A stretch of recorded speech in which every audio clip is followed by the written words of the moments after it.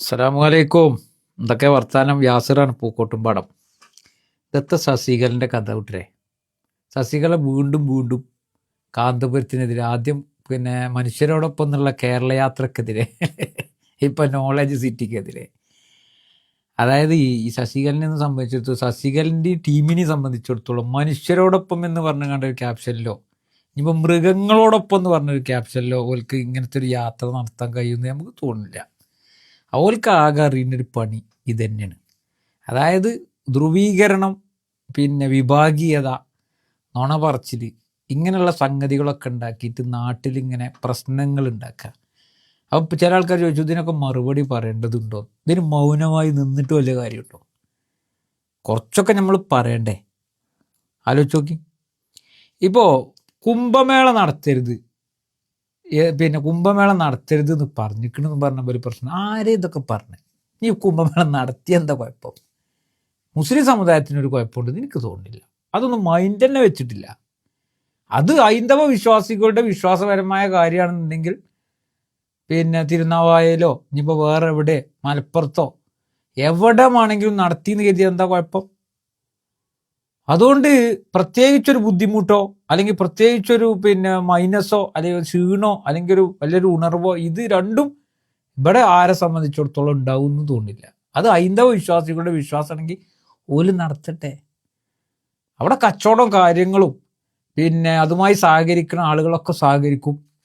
ഇവിടെ ഇപ്പോൾ എന്തെല്ലാം നടക്കുക, അഖണ്ഡനാമ യജ്ഞം നടക്കണ്, അതേപോലെ തന്നെ ശിവരാത്രി നടക്കണ്, ശ്രീകൃഷ്ണ ജയന്തി നടക്കണ്, ഇങ്ങനെയുള്ള പരിപാടികളൊക്കെ നടക്കണില്ലേ? അതിനേക്കാൾ വലിയ വേറെന്താ ഇപ്പം ഇതിൽ നടക്കരുത് എന്ന് പറഞ്ഞു എന്നൊക്കെ പറഞ്ഞ് പച്ച നോണ കേട്ടോ, പച്ച നോണ. അതിലൊന്നും യാതൊരു താല്പര്യവും ഈ പറഞ്ഞ മാതിരി മുസ്ലിം സമുദായത്തിന് ഉണ്ടെന്ന് എനിക്ക് തോന്നുന്നില്ല. ഇപ്പം ഇതിലൊക്കെ വർഗീയപരമായി രാഷ്ട്രീയ മുതലെടുപ്പൊക്കെ ആണെന്നുണ്ടെങ്കിൽ അതൊക്കെ ഒരു സമൂഹത്തെ, ഒരു നാടിനെ തകർക്കുക, അത്തരം വാക്കുകൾ ഉപയോഗിക്കുക എന്നല്ലാതെ ഇതിനൊന്നും ഹൈന്ദവ സമൂഹത്തിൽപ്പെട്ട മഹാഭൂരിപക്ഷം വരുന്ന ആളുകൾ കൂട്ടു നിൽക്കൂല, പ്രത്യേകിച്ച് മലപ്പുറം ജില്ലയിലെ ആളുകൾ എന്നുള്ളത് നമ്മൾ വിശ്വസിക്കുന്നത്.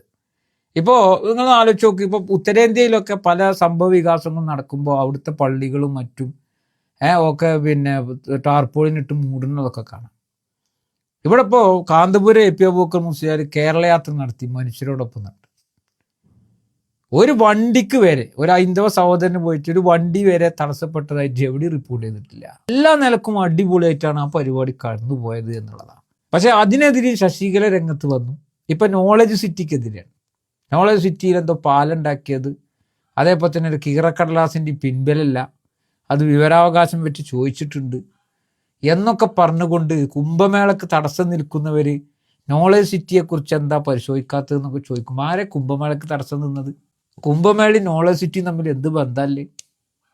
നോളജ് സിറ്റിയുമായി ബന്ധപ്പെട്ട് നിങ്ങൾക്ക് ആശയമുണ്ടെങ്കിൽ കുംഭമേള തടസ്സപ്പെടുത്തുന്നു എന്ന് പച്ച നുണ പറയേണ്ട ആവശ്യമില്ലല്ലോ. അങ്ങനെ ഒരു സംഭവമേ ഇല്ല. ഇപ്പം കുംഭമേളയുമായി ബന്ധപ്പെട്ട് പല നിലക്കുള്ള ആരോപണങ്ങളും അത്തരത്തിലുള്ള പരാമർശങ്ങളൊക്കെ വന്നുകൊണ്ടിരിക്കുകയാണ്.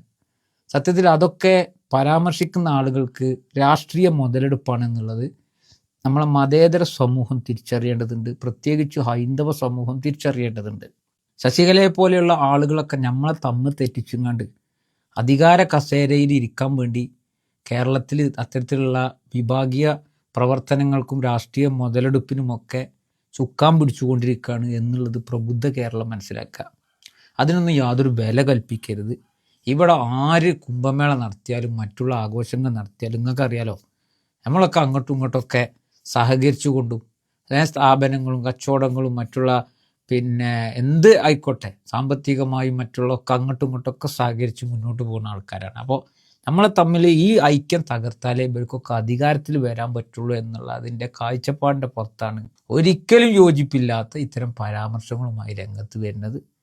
അപ്പോൾ ഇത് സമൂഹം മനസ്സിലാക്കൽ അനിവാര്യമാണ്. ഏതായാലും ശശികലയെ പോലെയുള്ള ആളുകൾ വർഗീയപരമായ ധ്രുവീകരണത്തിലൂടെ രാഷ്ട്രീയ മുതലെടുപ്പ് നടത്തുമ്പോൾ അതിനെയൊക്കെ തിരിച്ചറിയാൻ എല്ലാവർക്കും സാധിക്കട്ടെ എന്ന് പറഞ്ഞുകൊണ്ട് നിർത്തുന്നു. നന്ദി.